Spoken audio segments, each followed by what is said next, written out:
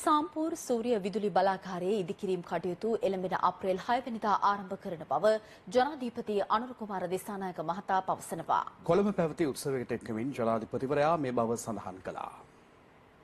තරුණ ලාංකේය ව්‍යවසායක මණ්ඩලයේ 26 වැනි සමුළුව ජනාධිපති අනුර කුමාර දිසානායක මහතාගේ ප්‍රධානත්වයෙන් කොළඹදී පැවැත්වුණා. අපිට පහුගිය දෙසැම්බර් මාසයේ 21 වෙනිදා ණය පෘථුවගත කර ගැනීම වැඩසටහන අවසන් කරන්න පුළුවන් වුණා. නිල වශයෙන් අපේ රාජ්‍ය බංකොලොත්භාවයෙන් නිදහස් වුණා. අපිට යලි වරද්දා ගන්න අයිතියක් නැහැ. අපි ඒ වගකීම නිසි පරිදි ඉටු කරන බවට අපි ඔබට සහතිකයක් දෙනවා. අපි කරන්නේ වරද්දා ගන්නේ නැහැ. මේ 2025 වසරේ අපි ජාතික නිෂ්පාදිතයේ ප්‍රතිශතයක් හැටියට 15.1ක ආදායමක් අපි උපයා ගත යුතුයි. අපේ ප්‍රාථමික ගිණුමේ ධන 2.3ක අතිරික්තයක් පවත්වා ගත යුතුයි. අපි මේ අයවැය ලේඛන සකස් කිරීමේදී අපි සීමාවන් තුල ඉඳමින් අයවැය ලේඛන සකස් කරා. අපි ඉන්දියානු රජයත් එක්ක මේ ලැබෙන අප්‍රේල් 6 වගේ දිනයක අපි සාම්පූර් බලාගාරයට මුල් ගල තැබීමට තීරණය කළා තිබෙනවා. එය සූර්ය විදුලි බලාගාරයක් ලබා දෙන අවමාගය තුල 5.97ට අපි මේ බලාගාරය ඉදි කරන්න ලබා දෙනවා. අපේ රටේ නීතිය පිළිබඳ පොදු ජනයාගේ මහා විශ්වාසය ගොඩනැගිය යුතුයි. නීතිය හා සාමය පසඳලීම සඳහා තියෙන ආයතනයේ ප්‍රධානියක් නීතියෙන් හැංගෙනවා නම් ඔබ එහෙම රටක් අපේක්ෂා කරනවා. ඒ නිසා අපි ඔබට සහතිකයක් දෙන්නම්. අපි මේ රටේ